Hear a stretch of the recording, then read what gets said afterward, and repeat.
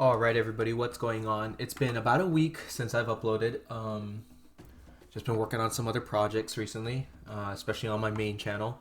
But I checked back into OP-07 and we have gotten yet another update to it. So last time we covered, these were the last cards we got.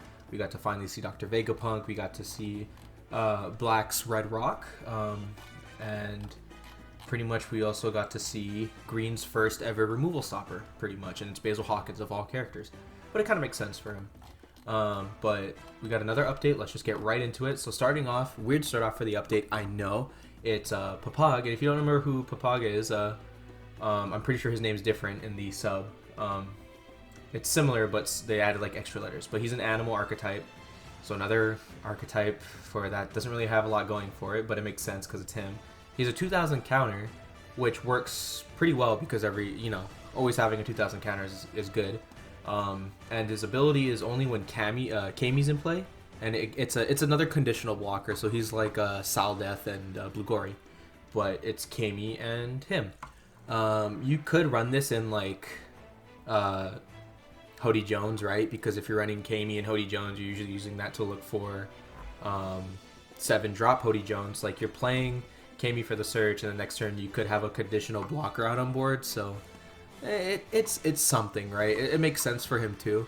So like it's a card you could run for the 2K counter and Hody Jones and have a conditional blocker as well. So it's okay. It's nothing crazy. It's nothing good. It's okay. And I'm only saying it's okay because conditional blockers are very situational. So yeah, him.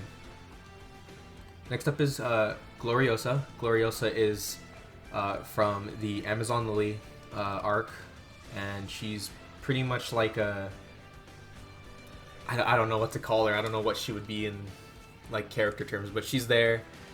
She's obviously the searcher for the mono blue Boa Hancock that's coming out. You're going to be using her to look for all your other Amazon Lily and Kuja pirate stuff. So like right here, look up to the top 5, Amazon Lily or Kuja, then you place the rest at the bottom in any order. So that's pretty basic, right? I mean, it's another searcher we get for another archetype we're getting. It goes to the bottom, and it's another searcher that can't look for herself. So it's not like Jewelry Bonnie. It's not like Baby 5 or anything like that. She actually just can't look for herself. So very interesting, right? And it's also good for counter. She's just 1000 counter. If you don't need to search for anything, then you can just counter her. Easy for Black to KO though, but don't really see why Black would take her out since she has 0 power. Really good for Law, right? Red Purple Law. Just immediately return her to the bottom of the deck, play something for free pretty much. But yeah, a 1-drop searcher for Boa Hancock. That's pretty much what it is, unless you can find another way this archetype could work in some other blue deck. Next up is Ito Mimizu. It's another Foxy Pirate, and it actually works well with the Portia because it's a 3-drop and it's below 4K. He's a 0K power though. It's counter, activate main once per turn if your leader has the Foxy Pirates, so it will be because you're running in Foxy. And you do not have any other character in play named Ito Mimizu. You add up to 1 Dawn rested. So, interesting, right? Interesting. It's every turn you can do this because it's an activate main ability, and you're only going to have one of them on the board.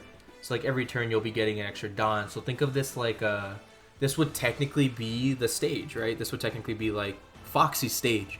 Like we were thinking that Davy Beck would just be Onigashima, but I guess Ito Mimizu is just going to be the Onigashima for Foxy, because that's literally what the stage Onigashima does. You just tap it and then you get that rested Dawn. Onigashima does that, and then he just does that too pretty much. You don't have to tap this guy though, you just activate the ability. So yeah, not bad. I mean, it's easy to get rid of, right? 3 costs, easy for Black to KO. That's 1 Kobe if you still run Kobe's. And then 0 cost, easy return for Red Purple Law, easy KO for Red. So like Kuma can kill him from the Jewelry Body. Kuma can kill him from the Bello Betty deck if people still run the Kuma. Next up is Atlas. We finally get another satellite. I'm just gonna keep calling them satellites. I don't really know if that's what they're named, but I'm pretty sure I remember hearing that about them, like they're the satellites or something like that. I don't exactly remember, but anyway, I'm rambling on. Atlas, we have another one that isn't just Lilith. So 5-drop 6K, plus 1000 counter. If your life is lower than your opponent's life, this card cannot be KO'd by battle. So another card that can't be KO'd by battle, it's like It's like the Virgo I run in my Perona deck, except I just don't have to have a Dawn on him. I could just, you know, be low on life, which is a card you will be running in Vegapunk, right? Because not only is the trigger, if your leader card is Vegapunk, play this card, so it's a free play off of Vegapunk. You're going to be running in that for that. So it's a 5-drop 6k character for free if you can trigger it. It just can't be KO'd because Vegapunk is a 2-life leader, so you will have less life than your opponent. So pretty much a way for a card to stay on board for Vegapunk because he has such low life. So pretty cool. Atlas, we're getting more of them in the card game. But what it's looking like, all of these guys are going to be the same trigger, where it's if your leader is Vegapunk, just play it. So look out for that. Next up is Kaku. We got another Kaku. He's actually a 2k counter. It's a 4-drop 5k. On play, you may place 2 cards with the type including CP from your trash to the bottom of your deck. Give up to one of your opponent's characters -3. Okay, cool. So it's kind of like the other Kaku we got in set 3, where you still have to place Cypher Pull cards from your trash into your deck. But instead of KOing something, you just get to -3 costs. So pretty interesting, right? Nice stuff for black, especially for black that helps you get stuff back from trash. I could actually probably see this being ran in Sakazuki as well, if anything, because you get to -3 costs, not to mention you get stuff back. So like say you have more of those 4-drop Luchis in there, you just return Luchi back to your deck, right? That's a possibility. Don't really know how that would work out yet because it's not out, so we can't really test it to see if that would be good, but it's just a possibility of something that you could run in. Of course, you're probably going to be running it in the mono black Lucci, but you know, another Kaku card, another Cypher Pull card, really cool to see, especially since it's a 2k counter. Not bad. Pretty basic stats though for 4 to 5. And Foxy has his own quote unquote boss card. It's like a sub boss, like you know how you could be running 9-drop Yamato and 10-drop Kaido in purple yellow croc, right? Yamato would be the sub big body because your biggest body is the 10-drop Kaido. So Foxy has a sub big body. He's a 7-drop 7k.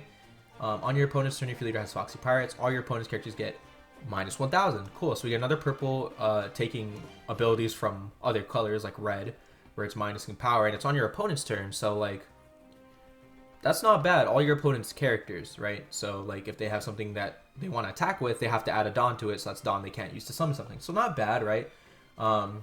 It is a 7k though. So like, if you're going into red purple law, that's just one Gamma Knife away from getting bottom decked. And all they have to do is bottom deck it, and all their characters will go back up by 1000. So yeah, easy to bottom deck with red purple law. It is a 7-drop, so really kind of hard for black because it's like it's in that weird number range where like you're gonna need more than just a -3 to get rid of, unless you're playing like Sakazuki, the black 6-drop Sakazuki. Then you just -1 to it, or sorry, -2 to it. But yeah, and then he has another activate main where it's once per turn, add to 1 rested Dawn from your Dawn deck. So more ramp, right, for Foxy, and it's just like Ito Mimizu that helps you ramp a Dawn deck from your Dawn deck as rested. So more stuff to help him ramp, to get him more stuff out, pretty much. So it'll pretty much help you get this guy out, kind of like if you already have one on board, you just activate him. If you're already at 7, play another one, do that one's ability, get another one back. So it's like, as of right now, I haven't seen any other Foxy Pirates besides Portia that minuses Dawn, so maybe we'll get more, right? Because I think there is 2 more characters for Foxy to have as cards for his archetype, so pretty cool. Law's getting another card, and it's for 7 Warlords of the Sea. It's a 2000 counter. You return this character to its owner's hand. If your opponent has a 6 or more cards in their hand, place 1 card from hand on the bottom of the deck. Okay, so it makes them lose a card in hand. So that's not bad, right? Pretty much you play him. You can play this guy off of Doflamingo ability, actually. So you can run him in mono blue Dofi. If he's on the top of your deck when you swing with Dofi, you play him. You just immediately activate his ability after you play him off of Dofi, and then you get a 2k counter in hand. If your opponent has 6 or more cards in hand, they get to put 1 card to the bottom of their deck. So not only do you get 2k counter in your hand, you also get an ability off that makes them lose cards in hand. So it's pretty good. That's actually pretty good. That's a cool card for blue mono blue Dofi. So yeah, You might want to switch out the 1-drop blocker law if anybody runs that in Blue Dofi, because that does count as a 7 Lord of the Sea for this guy. So who knows? Really cool though. Really cool that law is getting more stuff. We have Yarouge. Yarouge is a blocker, and it's an end of your turn. You set up to one of your Dawn cards as active. Okay, so you're going to be running this in Jewelry Bonnie.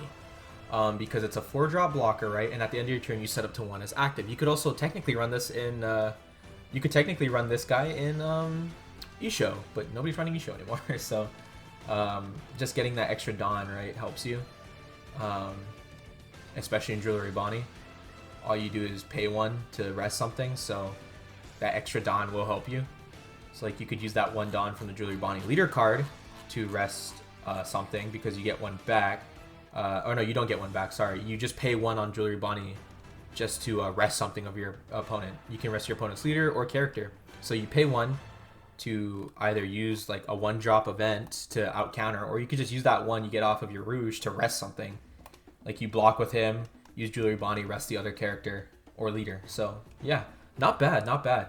Probably going to be seeing him in there because it's a Supernova, right? So also, I think this is like the same other pose he was in for the other Yarouge card in the starter deck for Kid. I'm pretty sure it was just at a different angle, but yeah. We're getting Baccarat next. Baccarat is a red card, so we're getting more gold film stuff, so cool. She's a 3-drop blocker. On opponent's attack, once per turn, you may trash 1 card from your hand. Give it to one of your leader characters, plus 2,000 for the turn. So, interesting, right? Red having to trash stuff from hand. That's usually what black was starting to do, but then they started getting more cards where you don't have to trash stuff. But a red blocker that makes you have to trash on an opponent's attack just to give something you want plus 2,000. I mean, it could help, right, with one of your big bodies using that extra plus 2,000. Or you want to, like, just not take damage, right? They have to put more Dawn on to even deal damage. Very interesting. Wonder what that's going to be ran in. So, yeah. 3-drop 4K, though. 3-drop 4K. So, can't really be taken out by easy events just with the 4K.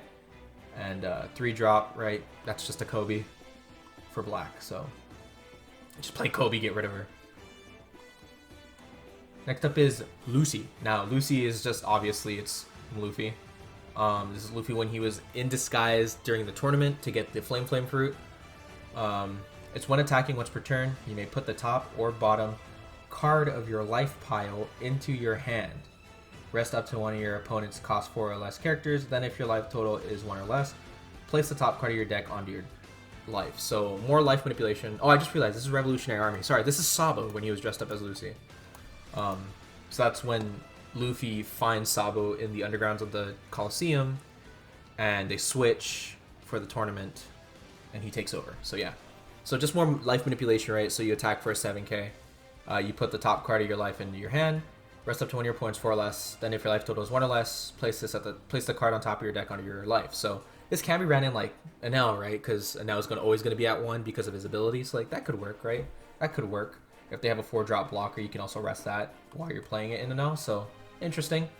And since it's not like Sabo, you can't really play it off of the 2-drop Sabo. So